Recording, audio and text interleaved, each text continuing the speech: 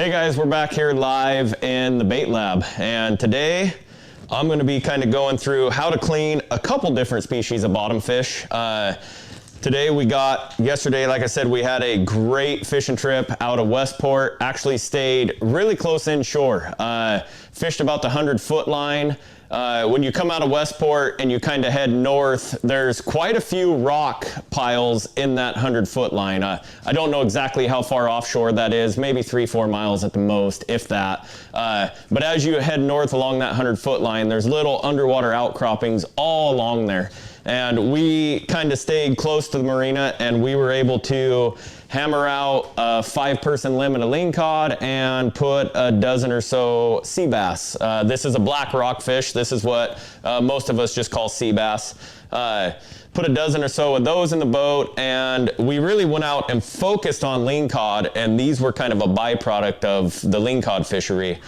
We did target them for a little bit, actually ended up catching one that was a beautiful 5+ pounder, the biggest sea bass that I've ever caught, so I was pretty jacked up about that. But if you look at the sea bass, you'll notice, and I don't know if you can see this with the overhead, but this is a crucial thing with sea bass. This is the air bladder here in its mouth. You can see this kind of ugly pink thing just above the tongue here. This is what blows out on bottom fish when you pull them up from the depth. And that's why Fish and Wildlife really, I believe they do require at this point that you have some type of a descending device in your boat in case you run into a species of fish you're not allowed to keep, or maybe you choose not to keep one of these guys, and so that you get that fish down slowly so he has a chance to decompress. So, you know, this will actually, in fact, if you don't give him the opportunity to decompress, he cannot go back down to the bottom on his own when that bladder blows out. As far as I know, lingcod do not have that same problem. But when we look inside a lingcod's mouth, these guys are just, you know, beautiful. Look at these teeth. I mean, they are an ambush predator. They hide in the rocks. You know, they sense vibration. Our tactic we used to fish these, where we were fishing an 8 to 10 ounce banana lead. We were bouncing it along the rock pile. Off of that banana lead, we were running about a 2 to 2.5 foot leader with just a herring on it. Not plug cut, not rigged any special way, just a mooching rig through the top of the head, out through the body. And these lingcod will actually hide in the crevices in the rocks, and they will hear that lead bouncing along, and they'll kind of get an idea of what it is, and then they see that shiny fish and they hammer it. We fished these fish on really light tackle yesterday.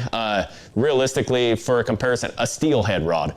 And we did have a little bit of trouble. We hooked a few larger ones that got back down in the rocks before we were able to put the backbone on the rod to get them up. So that is a risk you run when you're using that light tackle, that you will lose some fish back into the rocks. But hey, when you're out, you know, 6 to 10 pound lingcod on a very light rod, it's a really good time. But let's get into cleaning these guys, and I'll start with the lingcod. Now, I caught these yesterday. I didn't gut them like I did the sturgeon a couple weeks ago, because I just wanted to show you guys the no gut method. So I go in through here, through the anal vent, and I just open this up. And you know, much like a salmon, I'm just trying to get this open so that I can run along my fillet. And it does get a little bit messy, but hey, we're cleaning fish. This isn't, you know, we're not painting a house or anything. I mean, we're just cleaning fish.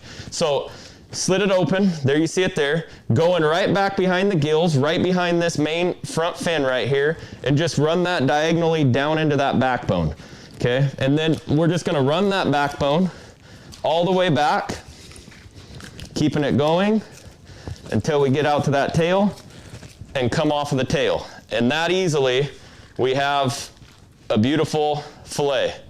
And just to save a little time, I'll stop there on that, set this aside, and I'll go to the sea bass. I do the sea bass the exact same way. I come into the anal vent, between the fins on the bottom. They're a little bonier there between the fins. Push it up towards the mouth. Again, going behind this fin here, 45-degree angle, down to the spine, making sure that I'm cutting here behind the fin so that I'm loose. I'm completely loose on the belly now. You can see that. Get here down to the backbone, roll it back, taking it all the way off to the tail, and boom, we have a beautiful sea bass fillet. So now we have to take that from here to fish and chip ready. Okay, so I will start on the rib bone. Now, a little bit different than a salmon, we really try to save that belly on a salmon, but there is not a ton of meat on a sea bass and a lingcod down in the belly. They have really thin bellies. So you're gonna get, here, I'll make sure we're getting good on camera, David. Get in just, you know, just like you do on a salmon, underneath them rib bones, and they have very tough rib bones on that top half. And just work your way down that, just like you would a salmon, until you get down here to where you can see that silver skin, okay? And then once I get to that silver skin, I just remove that. I don't do a lot of halibut fishing, but I've been told by guys, lingcod bellies, sea bass bellies make absolutely excellent halibut bait. I use them a lot for putting in my crab pots and our bait bags in the crab pots. So I'm off of that. Now, I'm gonna go to removing this meat off of the skin. And I kind of showed you guys this trick when we were doing the sturgeon. I start my fillet, I start peeling it off, and then I'll take the fillet, go to the skin, cut a hole. Here's the hole. All I do is take the tip of the knife and I cut a hole. What this allows me to do is get the knife on a flat edge and put my finger through that hole. Now I can hold on to that skin. It's not slipping out of my hands. I don't have to worry about anything else except just slowly working that knife through the fillet, and you come off with a perfect fillet, okay? The lingcod is absolutely identical. I'll work down this rib bone. Again, being a bottom fish, those rib bones that cut into the meat are very tough. I mean, you have to be a little careful there and have a pretty sharp knife to get through those. So work through there, move that belly section. That's our crab bait, that's our halibut bait. I'm sure you can probably even smoke that. I'm sure guys have probably tried that. I have not yet.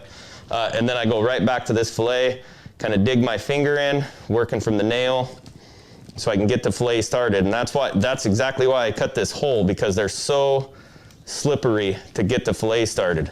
And so then once I have it started, I cut that hole.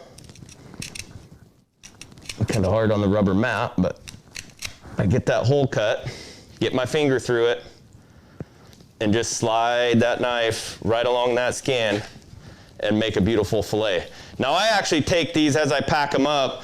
I'll take my knife and run it underneath the rib bones here that you can feel, the pin bones, and then I'll run it over the top, and I'll actually just remove that section of meat that runs right down the middle that has the pin bones, so that we pull it out. We're gonna make fish tacos, we're gonna make fish and chips.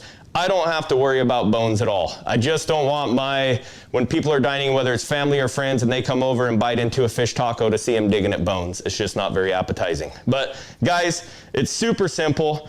Sharp knife, say 8 to 9 inch blade. Remember to poke that hole to help you get through without having that skin slipping out of your hands. And right there, you have some of the best, in my opinion, black rockfish, some of the best fish taco meat you could absolutely have. So we're gonna head out of here, and we're gonna throw it into the kitchen to Chef Kelly and Sherry, and they are cooking up something absolutely delicious, and I can't wait to see it.